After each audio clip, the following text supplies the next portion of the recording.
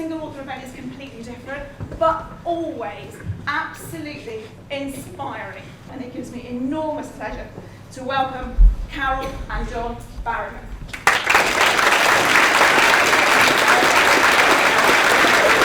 Well, these events are great because it helps us reach the audience right to the target age group.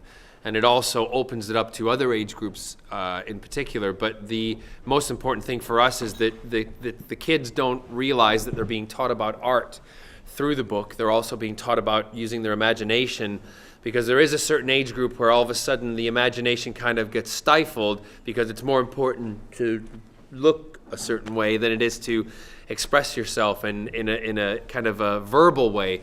So yeah, it's great that we hit the target audience. They're able to see us be passionate about reading and about writing and about drawing and all that type of things, all those types of things. And it's important for them to see adults be passionate about things, because that's the way we teach children learn from us as adults. In his gut and his shoulders stinging from the soldier's thrashing, Zach watched the twins disappear from his sight through a tear in the thick black curtains.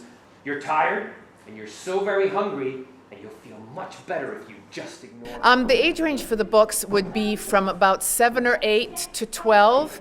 Lots of adults are enjoying the books too, though, but that's really the ideal age range. And what we're hoping will happen is that the younger readers will get hooked on the series early on and grow up with it and stay with the series, because our plan is that Matt and Em and Zach they start at 12 in the first book, and they'll continue to grow as the books grow. We also want parents to be able to read it with their children. And, let's just be honest with it.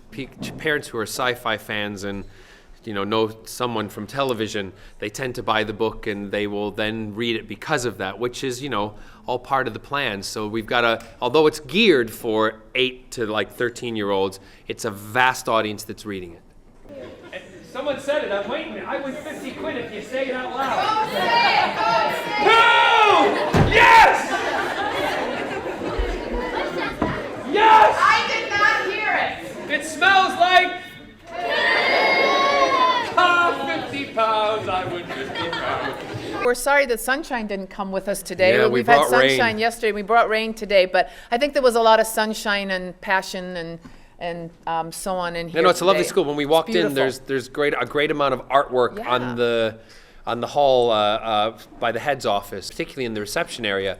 A huge big display of artwork. So obviously students in this school draw, which is great. It's very important that along with regular education, your math, your English, your sciences, that you do get music, art, and other types of education. And we both feel very strongly about that. And in our presentation, we use so much art, and it's really exciting when kids know who the artists are and even know some of the history of some of the mythical beasts that we share. And that was definitely true today. But they kept on coming. I can't stop them.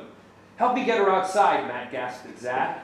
Ignoring the spiders scampering up their own arms, the two boys tried to pull Em towards the door. They didn't get very far. The vine was still holding her tight, squeezing the circulation from her legs. I think libraries are critical because for John and I as readers, that was some of the places we got our first books.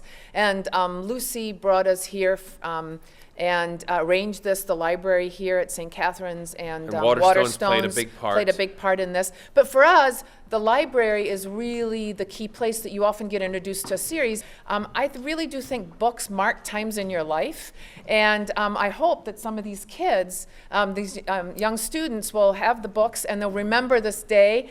Libraries sort of keep that kind of continuity across generations in a way that sometimes individuals can't do. Well, particularly since in a time of recession that not everybody can afford to go out and buy extra things, it's important to have libraries, particularly in schools and in the community, because then if you cannot afford to go buy a bunch of books on Amazon or go to Waterstones to buy books, you can then go to your public library, or your child can go to a school library and pull those books out and still feel like they're part of everything. So it's really, really important to have libraries. Those students were wonderful. Yeah, They were primary so schools engaged. were great. They were so engaged. Absolutely fantastic. And the primary schools, hasten to say a lot of the kids gave better answers than some of the older kids. Sometimes that happens. Yes, it Sometimes does. that happens.